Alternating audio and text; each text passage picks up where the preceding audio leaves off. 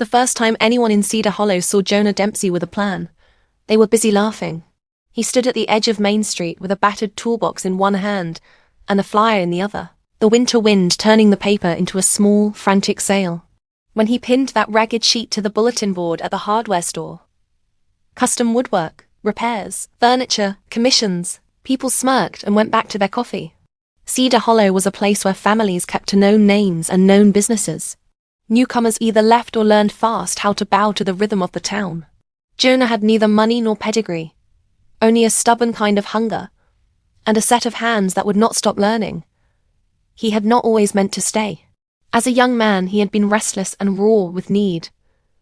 A childhood threaded with unpaid doctor bills for a sick mother, a father whose temper could turn a winter night into a cold field of silence, a high school diploma earned between long shifts at the grocery store. When Jonah finally ran, it was less a heroic flight than a slow unraveling, one small decision at a time. He drifted for a while, sleeping on couches, learning to read used books as if they were maps, doing odd carpentry jobs for anyone who hired him. Wood responded to him. It answered his questions in soft planes and the low hum of a drill. Where people had slammed doors, wood had held. Where men had left promises unkept, grain lines told the truth of years. Cedar Hollow found him when he was 27, limping across the county line with a duffel and a back full of splinters. There was a rented room above Mrs. Klein's bakery, and a small workshop in a garage that smelled of sawdust and old oil. He took jobs that others laughed at. Fixing a neighbor's porch rail, replacing the trim on a schoolteacher's desk, carving a wooden cradle for a baby none of them knew would arrive. Slowly the town stopped scoffing. They noticed the way his joints fit the wood, as if his hands remembered a language people rarely spoke. He struggled always. Money was a constant, small animal nibbling the edges of his days. There were nights when he sat at his workbench with a single bulb shining down and thought about returning to the anonymity of odd jobs, about taking a bus to the city where he might disappear among lights and higher wages. But the bench called him back. The smell of cedar and pine was a kind of breath that steadied him. He learned to read the grain like a confession, where a board would split, which knot would hold, how many whittled passes a joint would need to become lovely and lasting. He learned patience the same way he learned to hone a plane, a conversation between pressure and restraint. Opportunity, as it often does, arrived dressed as problem. The old woodshop on Riverbend Street, an expansive, sagging place that had once been the heart of Cedar Hollow's furniture scene, was suddenly for sale, its owner long gone, and the building creaking under neglect. Townspeople whispered that the place would be torn down and turned into condos for weekenders. Jonah heard the rumor in the grocery aisle and felt a phantom grief rise in his chest, as if his hands remembered what that building used to be. He petitioned the bank with a nervous packet and an earnest speech. He scraped together what he could.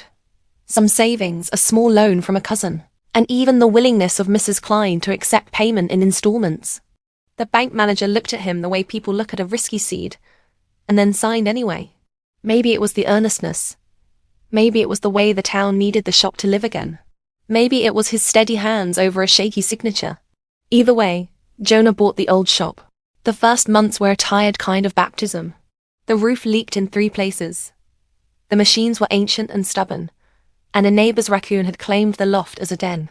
Jonah worked from dawn till the sky cooled. He scoured the wood for salvage old maple that had been spared, walnut left to rest, and he rebuilt a space that had once made rocking chairs for nearly the entire county. He learned to coax the machines back to life, to listen to their groans and answer with maintenance and respect. He painted the storefront a muted green that made the windows look like polished eyes.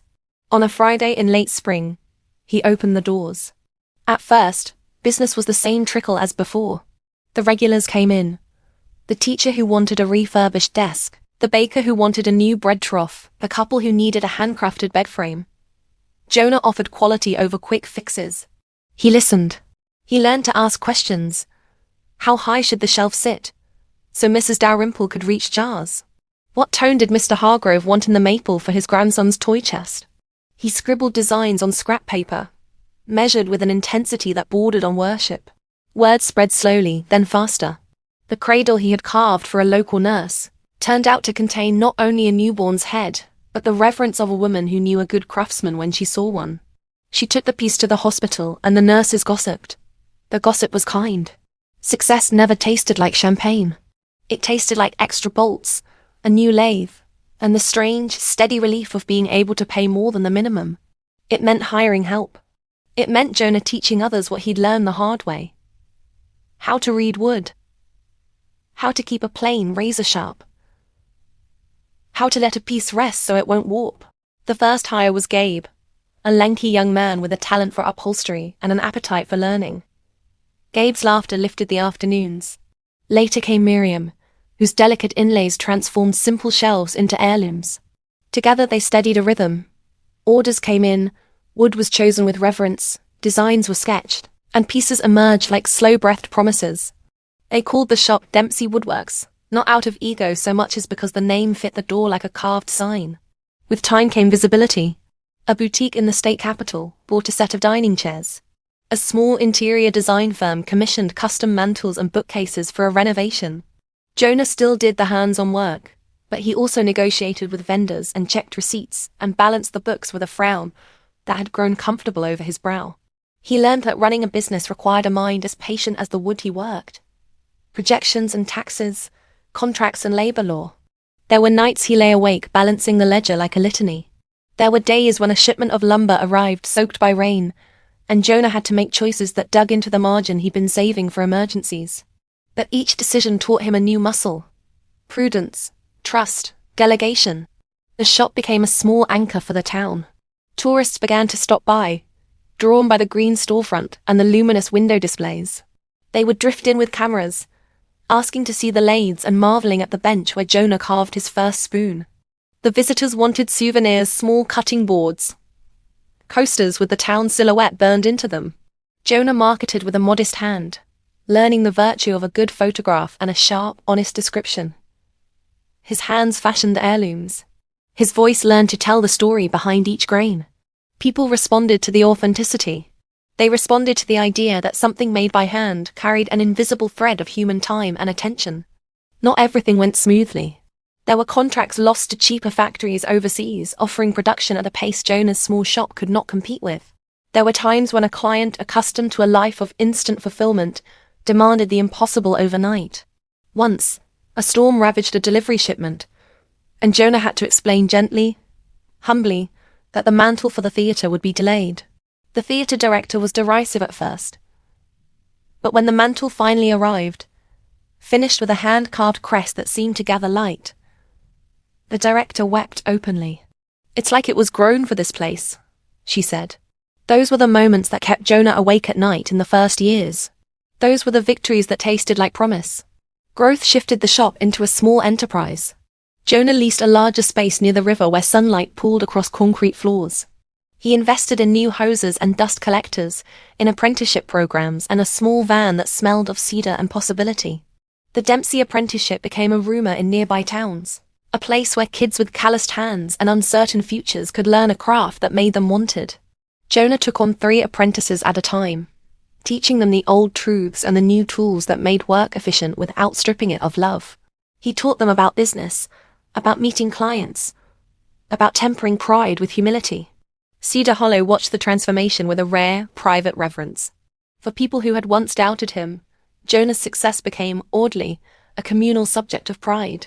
They would tell the story of the man who came with a duffel and a hunger and stayed, who had rebuilt a place that tasted like the town's first chair. Schools organized field trips to Dempsey Woodworks. Journalists came once, wrote a piece that called Jonah the man who mends wood and lives, and the piece did more for business than Jonah admitted it did. He began to receive orders from further afield. A coastal restaurant wanting a bar counter with intricate reliefs, a university commissioning study carrels, a small chain ordering restaurant tables with individualized leaf patterns. By then Jonah's hands bore the map of his life. A faint scar near his thumb from a misjudged saw, joint stiffness that came in cold weather, calluses softened by the oil of frequent use. He kept his workshop the way a gardener keeps a beloved plot organized, tended, and ready for the unexpected. He continued to carve small spoons himself in the evenings and to take on odd jobs that satisfied more than the ledger. He still wrote notes on the margins of receipts, and he still burned his initials JD into the undersides of his pieces as a private blessing.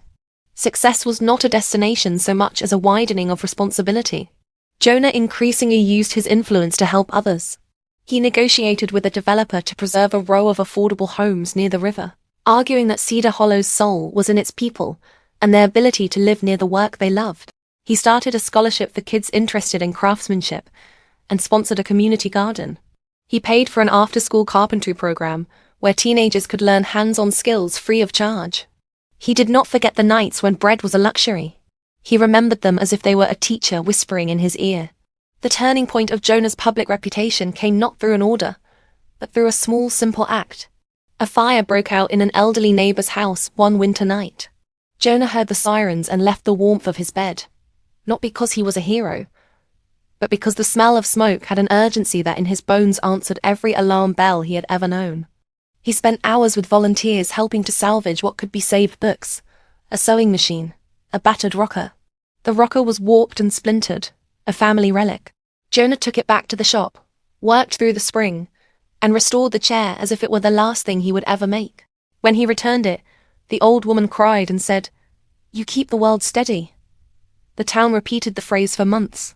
And so Jonah's story became both obvious and emblematic.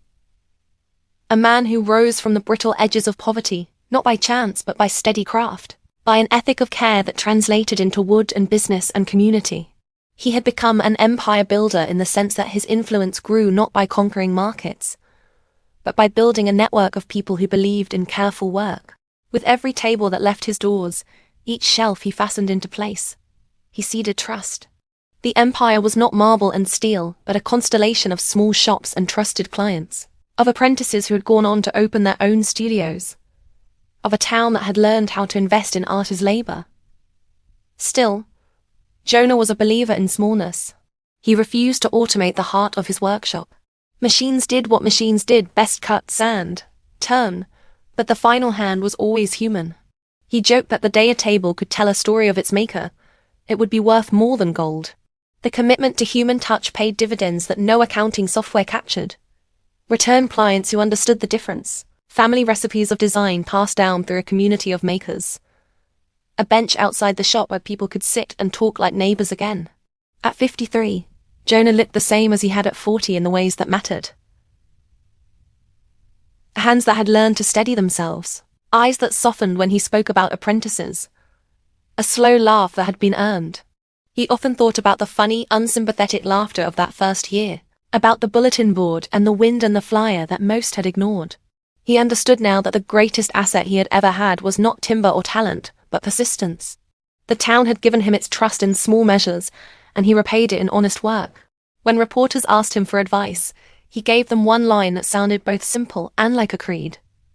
Do the work, fix what breaks, and be kind in the quiet between. It was not a manifesto for empire, but rather a plea to recognize the dignity in small things. That plea became his signature, as recognizable as the Dempsey stamp on the underside of a cutting board. For those who had known the trajectory, the night shifts, the scraped knees, the long negotiation with the bank, the story was instructive, not because it promised everyone would become the owner of a modest woodworking empire, but because it honored an older, less flashy truth. That talent paired with persistence, generosity and craft could change the shape of a life. Cedar Hollow flourished alongside Dempsey Woodworks, just as Dempsey had been nurtured by the town. If you stand in front of the shop now, you'll see more than a storefront. You'll see benches where friends meet, a display of hand-turned bowls that catch the afternoon light, and through the window, the outline of a man bending over a new piece, his movements practiced as prayer. You might buy a cutting board, but what you take away is more than a purchase. You take with you the knowledge that a life can be remade by patient labor and moral insistence. If this story reaches you as a lesson or a nudge, consider it an invitation. Look for the places in your life where slow, attentive work could remake what you imagine permanent. Support local makers. Teach a skill, learn one. If you are at the edge with a flyer and a wind, pin it to a board and keep your hands busy. Seek apprenticeship instead of instant fixes. The world needs careful makers now as much as ever. And perhaps more than furniture, what you create might hold the quiet architecture of a community. Take a step, donate time. Buy a handcrafted piece. Teach the next person a knot, because empires, the honest sort, are built one steady, unglamorous day at a time.